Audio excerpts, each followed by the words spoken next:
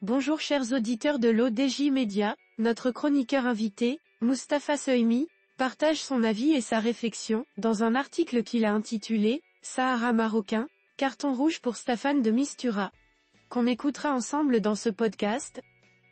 Notre politicien ouvre sa réflexion de la manière suivante. Mercredi 31 janvier, l'envoyé personnel d'un secrétaire général de l'ONU pour le Sahara, Staffan de Mistura, a effectué une visite en Afrique du Sud à l'invitation des officiels de ce pays. Il a eu notamment des entretiens avec la ministre sud-africaine des Relations internationales et de la coopération, Naledi Pandor. Un déplacement qui se justifie par quoi? Du côté du secrétariat général de l'ONU, le jour même, le porte-parole officiel de M. Antonio Guterres s'en est expliqué en mettant en avant des explications bien contestables, qui ne résistent pas à l'examen. Il a ainsi avancé que son mandat consiste également à parler à qui il pense devoir s'adresser, aux États membres et à d'autres. Il a ajouté qu'il s'agit de faire avancer le processus, et que le fait que quelqu'un ne puisse pas être d'accord avec sa propre position ou celle de l'ONU ne veut pas dire que nous ne devrions pas leur parler. Il a qualifié de Mistura de transparent autant que possible et soutenu enfin que certaines choses doivent être engagées dans une diplomatie discrète, l'émissaire rendant compte régulièrement dans un rapport au Conseil de sécurité. Notre professeur présente son point de vue de cette manière. Interpellation par le Maroc. Le Maroc n'a pas manqué d'interpeller de Mistura sur le sens de ce déplacement en Afrique du Sud. Rabat en avait pris connaissance plusieurs semaines auparavant, comme l'a précisé le 3 février l'ambassadeur du Royaume aux Nations Unies, Omar Hilal, en signifiant tant à ce diplomate onusien qu'au secrétariat une opposition catégorique à un tel déplacement. Plus encore, le rejet du Maroc de toute interaction avec Pretoria, et ce pour des raisons objectives et légitimes. L'interpellation portait aussi sur ces questions: s'agit-il d'un acte de défiance au Maroc de la part de M. de Mistura? A-t-on affaire à une simple erreur d'appréciation sur la véritable posture de l'Afrique du Sud? En tout état de cause, l'avertissement était clair, ce voyage ne manquera d'avoir des conséquences sur le processus politique. Ici, il faut faire référence à la déclaration de la chef de la diplomatie sud-africaine après sa rencontre avec l'envoyé personnel, faisant état du briefing qu'il a fait sur les approches actuellement discutées à l'ONU. De quoi s'agit-il au vrai? Le Maroc n'a eu aucune information à ce sujet. Comment expliquer une telle rétention, alors que Rabat est partie prenante au premier chef dans ce dossier? L'on ne doute pas en creux qu'Alger et le mouvement séparatiste étaient au parfum, pourrait-on dire, de l'initiative de M. de Mistura.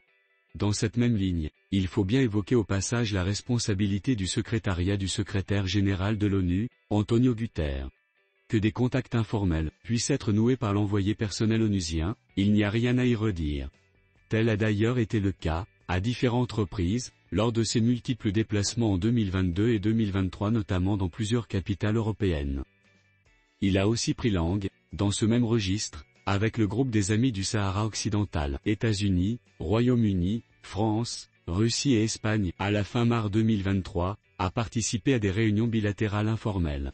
Une initiative qu'il a expliquée dans la lettre d'invitation adressée à chacun de ces pays: discuter des enseignements tirés du processus politique, approfondir l'examen des positions, et continuer à chercher des formules mutuellement acceptables, pour faire avancer le processus politique. Elle était liée à la réunion du Conseil de sécurité inscrite à l'ordre du jour de cette haute instance onusienne au mois d'avril suivant. L'auteur termine son article en ces termes. L'Afrique du Sud disqualifiée. L'Afrique du Sud ne saurait instrumentaliser la question du Sahara marocain sur le terrain des manœuvres diplomatiques. Le Maroc a dénoncé cette énième opération de Pretoria, à laquelle s'est prêté l'émissaire de l'ONU. Ce mardi 6 février, le ministre des Affaires étrangères, Nasser Bourita, lors d'une conférence de presse tenue à Rabat, en marge des travaux de la conférence de haut niveau sur les pays à revenus intermédiaires, a fait une claire mise au point.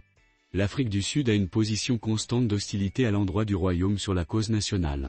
À ce titre, elle est disqualifiée à tout égard, pour escompter auprès d'elle quelque approche constructive, tant s'en faut.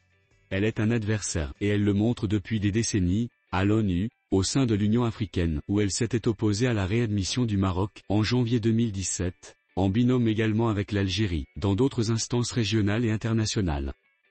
Le Conseil de sécurité a consacré des principes et des paramètres de négociation rappelés dans la résolution 2703 du 30 octobre 2023, identification des 4 parties, mécanisme de négociation sur la base des tables rondes de décembre 2018 et mars 2019. Prééminence de l'initiative marocaine d'autonomie d'avril 2007 qualifiée depuis cette date de sérieuse, crédible et réaliste.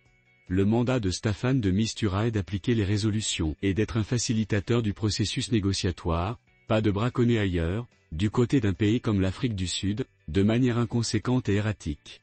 Il a quelques 40 ans de vie diplomatique, ici et là, il n'a droit à aucune excuse, à moins que... Carton rouge alors. Rédigé par Mustapha Sohimi. Merci d'avoir écouté ce podcast de l'ODJ Media. N'oubliez pas de vous inscrire sur notre newsletter quotidienne à partir du portail lodj.ma. Alors, on se dit au prochain podcast de nos chroniqueurs invités, et à très bientôt.